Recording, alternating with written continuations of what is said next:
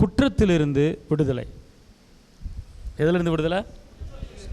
குற்றத்தில். என்ன புது கதையாக இருக்குது அப்படின்னு சொல்லாதீங்க. குற்றத்திலிருந்து என்னது? விடுதலை. ஆமென். அல்லேலூயா, அல்லேலூயா. குற்றம் உங்களுக்கு வரக்கூடிய ஆசீர்வாதத்தை, உங்களுக்கு வரக்கூடிய நன்மையை தடுத்து நிப்பாட்டுறதுக்கு பேர் தான் குற்றப்படுத்துகிற ஆவி. வெளிப்படுத்தல ஒரு ஆவி இருக்கிறான், அவன் தன் சொந்த சகோதரனை குற்றப்படுத்துகிறவன இருக்கிறான்னு சொல்லி ஒரு வசனம் இருக்குது. பிதாவுக்கு முன்னால் போய் என்ன செய்வான்னு கேட்டீங்க. இங்கே இருங்க, பிதாவுக்கு முன்னால் போய் பிசாசு போய் நிற்பானா? பிதாவுக்கு முன்னால் போய் பிசாசு என்ன செய்வான்? நிற்பான். புரிஞ்சுக்கோங்க. ஓகே. எதுக்கு இந்த வசனத்தை உங்களுக்கு காட்சினா, குற்றப்படுத்துகிற ஆவி ஒருவன் இருக்கிறான் என்பது தெரிஞ்சுக்கிறதுக்கு தான் இந்த வசனத்தை உங்களுக்கு நான் காட்டியிருக்கேன். ஓகே. அப்போனா இந்த குற்றப்படுத்துகிற பிசாசு. ஓகே. இப்போ பிதா முன்னால் அந்த பிசாசுனுடைய தலைவன் போவானா போக மாட்டானா? சொல்லுங்கள் பார்ப்போம். போவான். போனானா போலைய ஒரு இடத்துல யோபுவை சோதிக்கும்படி என்ன பிதாட்ட போகிறான். பிதா கேட்குறாரு, நீ யோபு மேல் கண் வைத்தாயோன்னு கேட்குறாரு. இந்த யோபு உன் கையில் கொடுக்குறேன் அப்படின்னு சொல்கிறாரு. அப்போ டைரெக்டாக பிதாட்ட என்ன செய்கிறான்? பேசுகிறான். அப்படின்னா என்ன அர்த்தம்னு கேட்டிங்கன்னா, இப்போ நம்ம ரட்சிக்கப்பட்டிருக்கிறோம், நம்ம யோக்கியமான வாழ்க்கை வாழ்ந்துக்கிட்டு இருக்கிறோம். ஏதோ தவறு, ஏதோ ஒரு பாவம் நம்ம பண்ணிட்டோம்னா என்ன பண்ணிவிட்டு, நம்ம இப்போ நான் சொன்னேன்ல இந்த காரியத்தெல்லாம் பண்ணிவிட்டு நம்ம ஜெபிக்கும்போது ஜெபத்துக்கு பதில் கொடுக்க கர்த்தர் ரெடியாக இருக்கிற நேரத்தில் பிசாசு போய் நிற்பான். அங்கே போய் இதாவே இயேசுவே நிப்பாட்டுங்க, அவனை ஆசீர்வதிக்கும் போது நிப்பாட்டுங்க. ஏன் அப்படின்னு கேட்கும்போது அவன் பாருங்கள், அவன் வீட்டில் மாமியார் மண்டையை போட்டு உடச்சிருக்க. அந்த அம்மா மாமியார் கஞ்சி ஊற்றாமல் இருக்குது, அம்மாவை கவனிக்காமல் இருக்குது, அம்மா வீட்டை விட்டு வெளியே பற்றி விட்டுருக்கு. அந்த பொண்ணு அவங்க அம்மா வீட்டை விட்டு வெளியே போன்னு சொல்லிருச்சு. மாமியார் கஞ்சி ஊற்றாமல் மாமியார் வீட்டை விட்டு வெளியே அனுப்பிடுச்சு. மாமியார் பிளாட்பாரத்தில் உட்காந்துருக்கு. உன் தாய் தாப்பன கணம் பண்ண முடிய வார்த்தை இருக்கிறது. அப்போ மாமியார் கஞ்சி ஊற்றாமல் முக்காடை போட்டு சர்ச்சில் ஜெபிச்சுக்கிட்டு இருக்கு. ஜெபத்துக்கு பதில் கொடுப்பீங்களா? கொடுக்கக்கூடாது. தடை வந்துருச்சா? பிசாசு என்ன பண்ணுறான்? போய் குற்றப்படுத்திட்டான். யார்கிட்ட? பிதாட்ட போய். ஏன்னா அப்படித்தான் தான் சொந்த சகோதரனை குற்றப்படுத்த வெளிப்படுத்த. எத்தனை அதிகாரம்? இந்த அதிகாரம் 12:10. ஓகே, லலியா சொல்லுங்கள், லலியா சொல்லுங்கள். அப்படின்னா குற்றப்படுத்துகிற ஆவி ஒருத்தன் இருக்கிறான். புரிஞ்சவங்க லலியா சொல்லுங்கள்.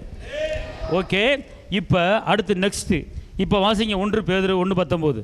குற்றமில்லாத மாசற்ற ஆட்டுக்குட்டியாகிய கிறிஸ்துவின் விலையேற பெற்ற இரத்தத்தினாலே மீட்கப்பட்டீர்கள் என்று அறிந்திருக்கிறீர்களே. அல்லது இங்கே இருங்க, குற்றமில்லாத மாசற்ற ஆட்டுக்குட்டியாகி கிறிஸ்துவின் விலையேற இரத்தத்தினாலே மீட்கப்பட்டீர்கள் அறிந்திருக்கிறீர்களே. அப்புறம் என்ன அர்த்தம்னு கேட்டிங்கன்னா, அதாவது நம்ம அறிந்திருக்கணும், தெரிந்திருக்கணும். குற்றமில்லாத இயேசு ஏன் குற்றப்பட்டார்? தவறு செய்யாத இயேசு ஏன் வீண் பழிக்க ஆளானார்? நல்லா புரிஞ்சுக்கோங்க, நல்லா புரிஞ்சுக்கொள்ளுங்க. இன்றைக்கி நம்முடைய வாழ்க்கையில் குற்றம் சாட்டப்படாத மனுஷனே கிடையாது. ஒரு குடும்பம் இருந்தால் கண்டிப்பாக குற்றம் இருக்கும், கண்டிப்பாக குற்றம் இருக்கும். இப்போ மாமியார் என்ன செய்வாங்க? ஃபோன் போடுவாங்க மருமகளுக்கு.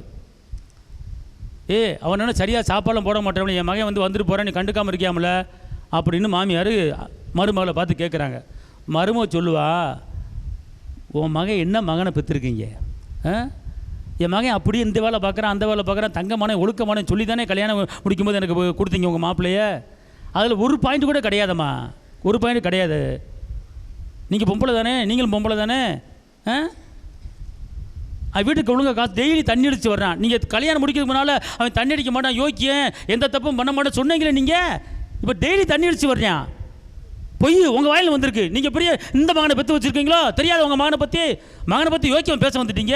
உன் குடும்பம் குடியேற குடும்பமா மகனை பற்றி பேச வந்துட்டீங்க அப்படின்னு மருமக மாமியாட்ட சொல்லுது. மாமி, எங்கள் குடும்பம் எப்படி உனக்கு தெரியுமா? உன் குடும்பம் உங்கள் ஆத்தா சரியில்லை, உங்கள் அம்மா சரியில்லை அப்படின்னு சொல்லி இவங்களை நடக்குதா நடக்கலையா? நடக்கலையா? இதெல்லாம் உலகத்தில் நடக்குதா நடக்கலையா? நடக்குது. அப்போ அங்கே என்ன வந்துருச்சு? குற்றங்கள் வந்து விட்டது. வந்துருச்சா வரலையா?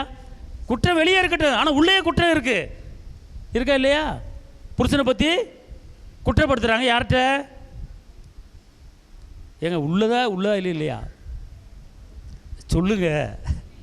அல்லேலூயா.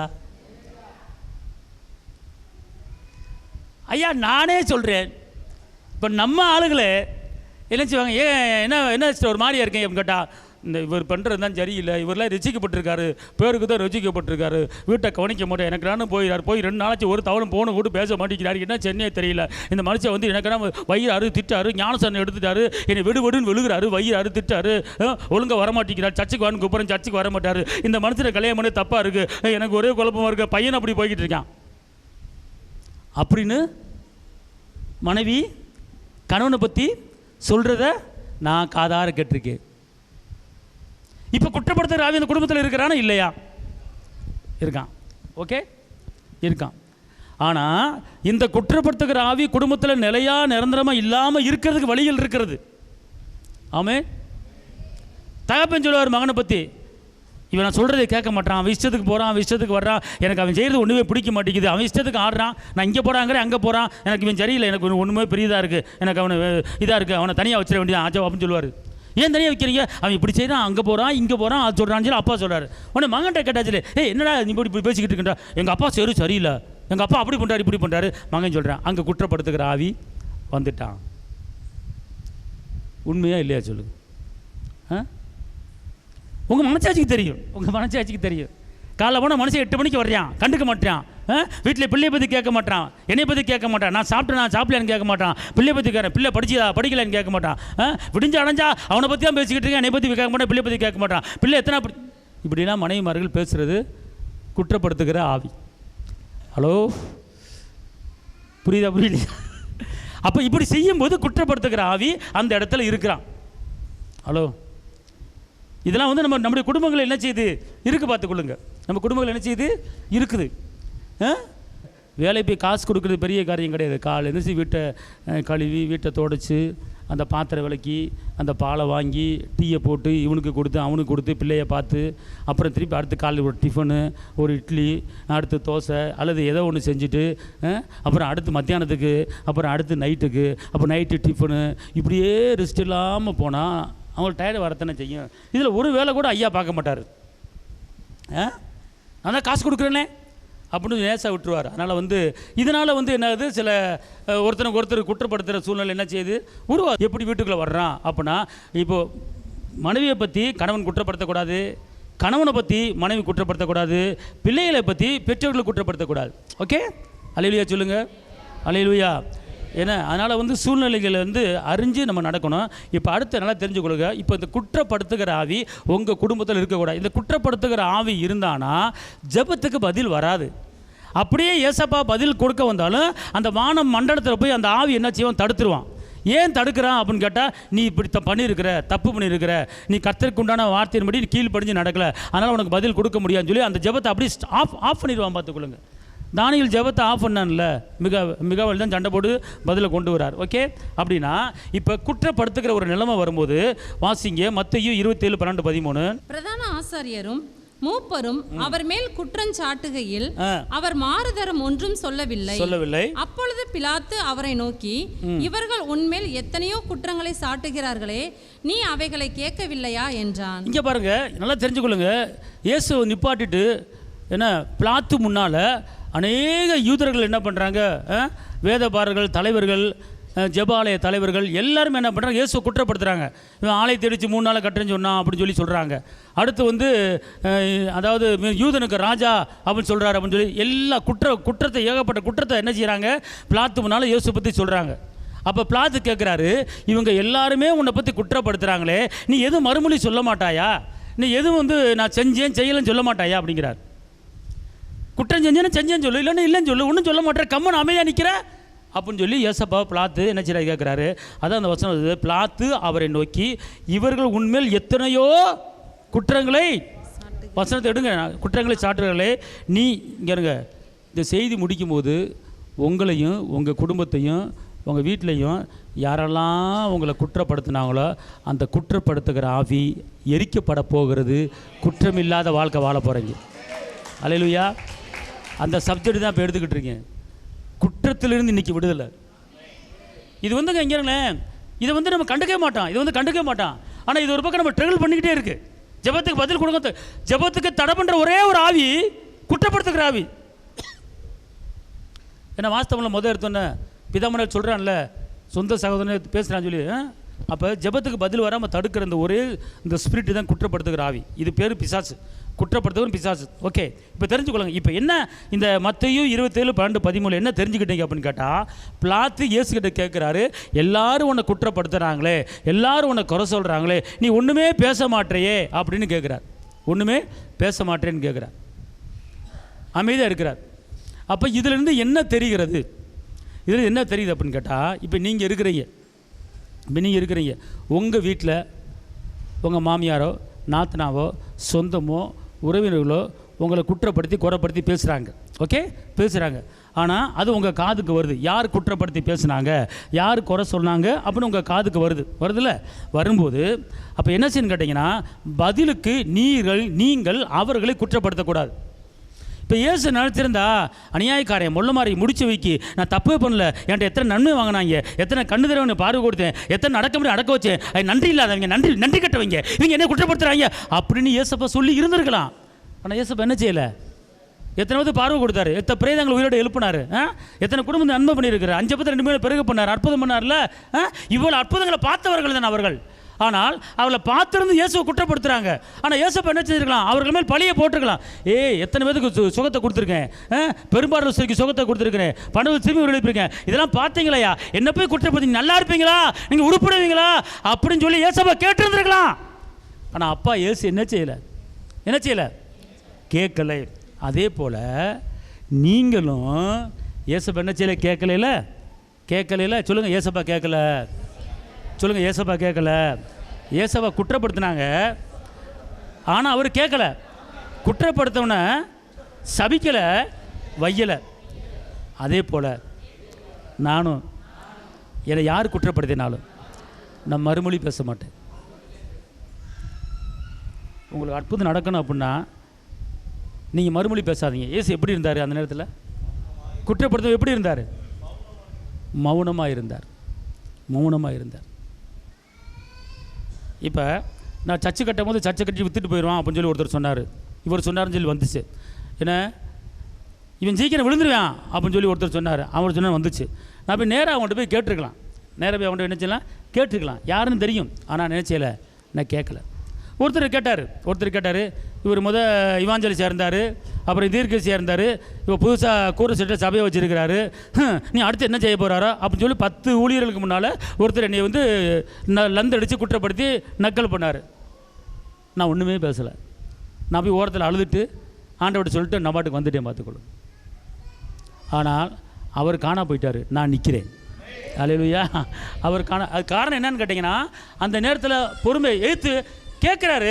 நம்ம ஏற்று அவரை போய் பேசலாம், ஏற்று சண்டை போடலாம், அப்படி போடக்கூடாது. ஏன்னா பிரச்சனை வரும். அதனால் என்ன செஞ்சேன்? அமைதியாக இருந்தேன். அதே போல் உங்கள் வாழ்க்கையில், உங்கள் குடும்பத்தில், தொழிலாக இருக்கலாம், பிஸ்னஸாக இருக்கலாம், குடும்பமாக இருக்கலாம், யார் உங்களை குறை சொன்னாலும், யார் உங்களை குற்றப்படுத்தினாலும் நீங்கள் அந்த நேரத்தில் அமைதி காக்க வேண்டும், பொறுமையாக இருக்கணும். ஏசு அதை தான் பண்ணாரா பண்ணலையா?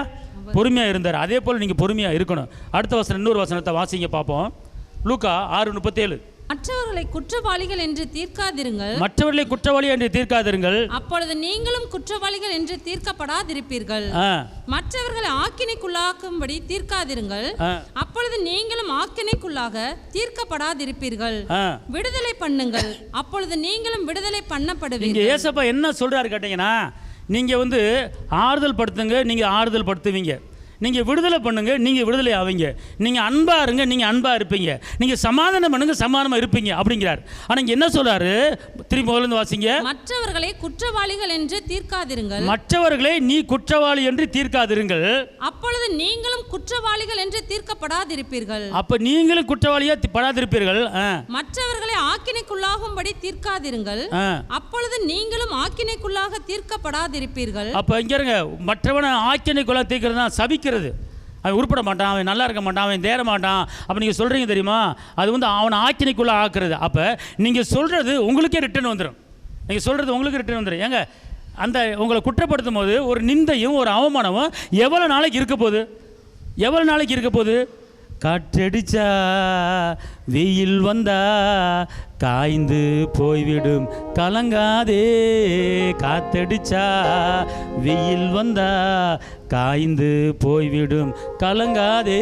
அப்போ நான் கண்டிப்பாக காற்று வரும், கண்டிப்பாக அதாவது உன்னுடைய பிரச்சனை பூரா சுட்டரிக்கப்படும், அது சாம்பலாகும், கண்டிப்பாக காற்று வரும், அது பறந்து போய்விடும், அதுக்கப்புறம் ஒன்றுமே இருக்காது.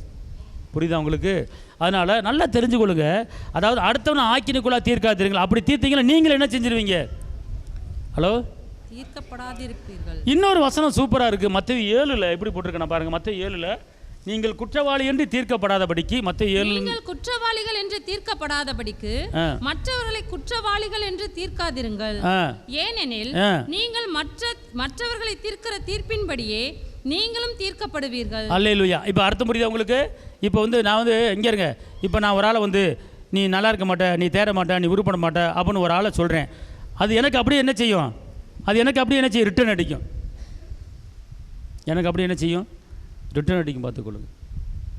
அதனால் இங்கே இருங்க, குற்றப்படுத்தக்கூடாது, குறை பேசக்கூடாது. நான் ஏற்கனவே ஒரு காரியம் சொல்லியிருக்கிறேன். எனக்கு பொண்ணு பார்க்க வரும்போது அரசியலிருந்து ஒரு ஃபேமிலி பொண்ணு பார்க்க வந்தாங்க, மாப்பிள்ளை பார்க்க வந்தாங்க. மாப்பிள்ளை பார்த்துட்டு ஃபிக்சர் பண்ணியாச்சு. அடுத்த மாதம் இந்த தேதியில் நிச்சயம் வச்சுக்கோன்னு ஃபிக்சர் பண்ணியாச்சு. ஏன்னா 9 பார்த்ததில் இது ஒரு கதை. ஒவ்வொரு பொண்ணுக்கும் ஒரு கதை இருக்குது, அதில் ஒரு கதை. புரியுதா உங்களுக்கு? ஏன்னா அப்போ பார்த்துட்டு அப்படி லைட்டாக வெளியே ஒரு காம்பவுண்ட் வீடு, வெளியே ஒரு 10-15 வீடு இருக்குது. அப்படியே அந்த பொண்ணு வீட்டுக்காரங்க அப்படியே செதறி அங்கிட்டுன்னு போனாங்க. போனதில் ஒரு அம்மா மட்டும் போய் ஒரு வீட்டில் ஒரு அம்மா தேடி வந்துச்சு அந்த அம்மாவை பார்க்க. என்ன எங்கேருந்து வரீங்க, ஆள் புதுசாக இருக்குது அப்படின்னு கேட்டிருக்கு. இல்லை, நாங்கள் இந்த பொண்ணு பார்க்க மாப்பிள்ளை பார்க்க வந்தோம். அப்படியா, நீங்களா? அவங்க வீட்டில் டெய்லி அவங்க அப்பா சண்டை போட்டுக்கிட்டு இருப்பார். இந்த பயலுக்கு ஒரு வேலையும் கிடையாது, வெட்டியும் கிடையாது. அவன் அதை கொடுக்குறான், இதை கூட அலைஞ்சிக்கிட்டு இருக்கான். இங்கே நீங்கள் பொண்ணை கொடுத்து எப்படி இருக்க போகிறீங்க? வீடு சொந்த வீடு கிடையாது, பார்த்து இருந்துக்கதா அப்படின்னு ஒரு போர்டு போட்டு போயிடுச்சு. எங்கள் அப்பா கொஞ்சம் லேட்டாக சத்தம் போடுவார், வைவார், திட்டுவார். அது கொஞ்சம் வெங்கல தொண்டை எங்கள் அப்பாவுக்கு தொண்டை, வெங்கல தொண்டை. கத்துவார். என்ன எங்கடா போனா இப்போ லேட்டாக எல்லாரும் கடா அச்சப்பச்சும் கத்துவார். ஊரை சுற்றி வர்ற அப்படின்னு கண்டிப்பார். அது ஒரு 3 வீட்டுக்கு தள்ளி கேட்கும்போது அது சண்டை போகிற மாதிரி தெரியும். ஏன்னா இந்த மாதிரி டெய்லி நடக்கும். கொஞ்சம் லேட்டாக எங்கள் அப்பா வைவார், எத்தனை மணிக்கு போனால் அப்படி ஒரு கரெக்டாக பஞ்சுவாலிட்டியாக இருக்கணும். எங்கள் அப்பா மிலிட்டரியில் இருந்தாலும் அப்படி பேசி வழக்கம் உள்ளாள். ஏன்னா அப்போ அது பார்க்குறவங்க என்ன செய்யும், வீட்டில் சண்டை போகிறாரு அப்படின்னு தெரியும். அப்பா என்ன பண்ணிட்டாங்க, டெய்லி அவங்க அப்பா சண்டை போட்டுட்டே இருப்பார் வீட்டில் அப்படின்னு ஒரு குற்றத்தை படுத்திட்டாங்க. அவர் எதுக்கு சத்தம் போகிறாருன்னு தெரியாது. அப்புறம் அவன் சரியான ஒரு நிலையான ஒரு வேலை இல்லை, சரியான நிரந்தரமான வருமானம் இல்லை, எப்படி இது பண்ண போகிறாங்க, எப்படி உங்கள் பிள்ளை இருக்க போது, நல்ல குடும்பம், நீங்கள் பார்த்தா நல்ல குடும்பம் மாதிரி தெரியுது அப்படின்னு சொல்லி ஒரு பிட்டை போட்டு இல்லாத போலதெல்லாம் சொல்லி விட்டுருச்சு. சொல்லிவிட்டு போனவங்க திறந்தே நிச்சயம் சொன்னவங்க கடைசியில் பார்த்தா பேச்சு மூச்சை காண நிப்பாடியாச்சு.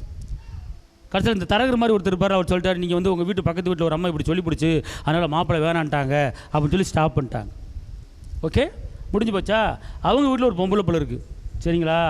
பாருங்கள், எனக்கு எங்கள் வீட்டை பற்றி சொன்ன அந்த அம்மாவுக்கு அந்த பிள்ளைக்கு வயசு 22, 25, 28, 32, 36 ஆகி மாப்பிள்ளை அமையலை. எனக்கு சொன்னது, எங்கள் வீட்டை பற்றி சொன்னது அவங்களுக்கு என்ன செய்யுச்சு, ரிட்டர்ன் அடிச்சிச்சு. ஓகே, நடந்த காரியத்தை நான் சொல்கிறேன். எதுக்கு நான் சொல்கிறேன்னு கேட்டிங்கன்னா நீங்கள் தெரிஞ்சுக்கோங்க. அதனால் உங்கள் வீட்டு பக்கத்து வீட்டை பற்றி யாராச்சும் விசாரிச்சாங்கன்னா, ஐயோ இப்போ தான் வந்திருக்கேன் தெரியாது அப்படின்னு ஒதுங்கிருங்க. அவன் சரியில்லை, இவன் சரியில்லை, தண்ணி வண்டி குடிகாரே, அவனுக்கா பணம் கொடுக்குறீங்க அப்படிலாம் நீங்கள் சொல்ல வேணாம். நீங்கள் நல்லா ஜெபிச்சுக்கோங்க, ஆண்டவர் உங்களோடு இருக்கிறார் அப்படின்னு சொல்லிட்டு ஒதுங்கிருங்க. யாரையும் குறை பேசுகிறாங்க. அப்படி குறை பேசுனீங்கன்னா ஒருவேளை அவன் நல்லவனா மாறிட்டான்னு வச்சுக்கொள்ளுங்க, கெட்டவன் நல்லவனை மாட்டான் வச்சுக்கொள்ளுங்க, நீ அந்த பழிபாவம் உன் குடும்பத்துக்கு வந்துடும். நம்ம பிள்ளையை சாடும் பார்த்துக்கொள்ளுங்க. அதனால் யாரை பற்றியும் குறை பேசாதீங்க. பக்கத்து வீடை பற்றி, ஏற்ற வீடை பற்றி, ஒரு வீட்டில் பக்கத்து வீட்டுக்கார தண்ணி அடித்து வர்றானா, அவன் பாடு, அவன் பொண்டாடி பாடு, அவன் நல்லா இருக்கணும் அப்படின்னு சொல்லிட்டு விட்டுருங்க. வராட்டு போட்டா அவன் ஒரு தண்ணி வண்டி, இந்த போகிறான் தண்ணி வண்டி, எப்படி என்ன தண்ணி வண்டிங்க, டெய்லி தண்ணி அடித்து வீட்டில் சத்தம் போட்டுக்கிட்டு இருக்கான் அப்படின்னு அந்த வீட்டுக்காரனை பற்றி பக்கத்து வீட்லையோ ஏற்று வீட்லையோ யார் வீட்லேயும் குறை பேசக்கூடாது. திடீர்னு ஆண்டவர் தொட்டாருன்னா முடிஞ்சு போச்சு. அவன் மனம் மாறிடுவான், பைபிளை தூக்கிடுவான். எத்தனை கொலகார ஊழியக்காரனை மாறி இருக்கிறான், எத்தனை தண்ணி வண்டிக்கார எத்தனை நல்லவனா மாறி இருக்கிறான் தெரியாதா? கர்த்தர் தூக்கிடுவார். அதனால் நீ குறை பேசுகிற, கடைசியில் அந்த பலிபாவம் உனக்கு என்ன செஞ்சிடும், வந்துடும். பக்கத்து வீட்டில் தண்ணி அடித்தானா அவனுக்காக ஜெபம் பண்ணு, நல்லா இருக்குன்னு சொல்லி ஜெபம் பண்ணு. அது அவனை அவன் சரியில்லை, அவன் கெட்டவன், தண்ணி அடிக்கிறவன், பொண்டாட்டி வைக்கிறான், பொண்டாட்டி திட்டுறான் அப்படின்னு சொல்லி யார்கிட்டையும் குறை பேசிடாதீங்க. அப்படி குறை பேசுனீங்கன்னா நீ குற்றப்படுத்துகிற ஆவிக்கு இடம் கொடுக்குற, உனக்குள்ள குற்றப்படுத்துகிற பிசாசு வந்துடுவான். ஜாக்கிரதை. ஓகே, புரியுதா புரியலையா? அதனால் எது உண்மை, நல்லது நல்லது, அவ்வளோதான். உள்ளது உள்ளதென்றும் இல்லது இல்லதென்று பேசுங்கன்னு சொல்லியிருக்கிறார். புரியுதுங்களா? நான் அனுபவத்தில் பேசிக்கிட்டு இருக்கேன். புரியுதா? அதனால் கவனமாக இருக்கணும் யாரை பற்றி. ஏன்னா ஜெபத்துக்கு தடை. இந்த 40 நாளில் 40 நாளுக்கு அப்புறம் இதை கரெக்டாக ஃபாலோ பண்ணுங்கள். எந்த தேவையில்லாத வார்த்தைக்கு இடம் கொடுத்துறாதீங்க. ஊர் வம்பு உலக வம்புக்கு போகாதீங்க. யார்ட்டையும் தேவையெல்லாம் பேசாதீங்க. பரியாசக்கார உட்காரத்தில் நினச்சாதீங்க, உட்காராதீங்க. ஓகே, இப்போ அடுத்த ஒரு காரியத்துக்கு நான் வர்றேன். இப்போ இந்த குற்றப்படுத்துகிற ஆவி என்ன செய்து செயல்பட்டு கொண்டு இருக்கிறது உங்கள் குடும்பத்தில். அப்போ இந்த குற்றப்படுத்துகிற ஆவி செயல்பட்டு கொண்டு இருக்கும்போது அந்த குற்றப்படுத்துகிற ஆவி உங்களை விட்டு போகணும். உங்கள் குடும்பத்தை பற்றி, உங்கள் பிள்ளைகளை பற்றி, உங்கள் வேலையை பற்றி, உங்கள் தொழிலை பற்றி குறை சொல்லிக்கிட்டு இருக்கான் அடுத்தவன். உன் பிஸ்னஸை குறை சொல்லிக்கிட்டு இருக்கான், உன் வியாபாரத்தை குறை சொல்லிக்கிட்டு இருக்கான், உன் பிள்ளையை குறை சொல்லிக்கிட்டு இருக்கான், உன் புருஷனை குறை சொல்லிக்கிட்டு இருக்கான், உன் பொட்டாட்டியை குறை சொல்லிக்கிட்டு இருக்கான். இது உனக்கு தெரிகிறது. ஆனால் தெரிந்தாலும் நீ அமைதியாக இருந்து நீ ஜெபத்தில் வைத்து நீ ஒரு சில காரியங்களை சொல்லணும். நீ ஜெபத்தில் வைத்து ஒரு சில வசனங்களை சொல்லணும். அது என்ன வசனம் என்று கேட்டால் ரோமர் 8:33. தேவன் தெரிந்து கொண்டவர்கள் மேல் குற்றம் சாட்டுகிறவன் யார்? தேவனே அவர்களை நீதிமான்களாக்குகிறவர். அப்போ என்ன செய்யணும் கேட்டீங்கன்னா, நீங்கள் என்ன செய்யணும் எல்லாம் சொல்லுங்க. ரோமர் 8:31 படி நான் சொல்கிறத சொன்னீங்கன்னா குற்றப்படுத்துகிற ஆவி உங்கள் வீட்டை விட்டு ஓடிடும். ஓகே, என்ன சொல்லுங்க? தேவன் என்னை தெரிந்து கொண்டார். என்னை குற்றப்படுத்துகிறவன் யார்? உலகத்தை உண்டாக்குறவர், மனுஷனை படைச்சவர், சமுத்திரத்தை படைச்சவர். அவரே என் குற்றத்தை மன்னித்து என்னை நீதிமானாக மாற்றி விட்டார். என்னை குற்றப்படுத்துகிறவன் யார்? என்னை கொலை சொல்றவன் யார்? ரோமர் 8:32 யார் என்னை குற்றம் சாட்ட முடியாது? இயேசுவே என்னை நீதிமானாக மாற்றிருக்கிறார். கைத்தட்டி அப்பாவுக்கு மகிமை செலுத்துங்க. குற்றப்படுத்துகிற ஆவி உங்களை விட்டு போகணும்னா இந்த ரோமர் 8:33 நோட் பண்ணிக்கொள்ளுங்க. இந்த வசனத்தை சொன்னீங்கன்னா குற்றப்படுத்துகிற ஆவி உங்கள் குடும்பத்துக்கு வர முடியாது. அல்லேலூயா, அல்லேலூயா. கடைசியா ஒரு வசனம் 1 கொரிந்தியர் 1:8. நம்முடைய கர்த்தராகிய இயேசு கிறிஸ்துவின் நாளிலே நீங்கள் குற்றம் சாட்டப்படாதவர்களாய் இருக்கும்படி முடிவு பரியந்தம் அவர் உங்களை ஸ்திரப்படுத்துவார். இப்ப என்ன சொல்லுங்க? இயேசுவே இந்த உலகத்து முடிவு பரியந்தம் என்னை யாரும் குற்றம் சாட்டப்படாத அளவுக்கு இந்த உலகத்து முடிவு பரியந்தம் என்னை ஸ்திரப்படுத்தி என்னை திடப்படுத்தி நடத்துவீராக. இயேசுவின் நாமத்தில் நான் சொல்லுகிறேன். எனக்கு ஒரு வாழ்க்கை இருந்தால், ஜெபம் இருந்தால் பல காரியம் இருக்குது. குற்றப்படுத்துகிற ஆவியை ஸ்டாப் பண்ணுறதுக்கு, குறை சொல்கிற ஆவியை ஸ்டார்ட் பண்ணுறதுக்கு ரோமர் 8:33 1 கொரிந்தியர் 1:8 இந்த 2 வசனத்தை வச்சுக்கோங்க. இந்த 2 வசனத்தை வச்சு அடித்து பேசுங்க. ஜெபத்தில் வைங்க. இந்த 2 வசனத்தை ஜெபத்தில் கோருங்க. குற்றப்படுத்துகிற ஆவி ஏன்னா அவன் பார்ப்பான், குற்றப்படுத்த ஆவி இயேசுவே உன்னை நீதிமானை மாற்றிட்டாரு, நம்ம ஒன்றும் செய்ய முடியாது, வா போயிடுவான். புரியுதா உங்களுக்கு? அதனால் குற்றப்படுத்துகிற ஆவி வராமல் இருக்கிறதுக்கு ரோமர் 8:33 நோட் பண்ணிக்கொள்ளுங்க. 1 கொரிந்தியர் 1:8 இதை நீங்கள் ஃபாலோ பண்ணும்போது கர்த்தர் பெரிய காரியத்தை செய்வார்.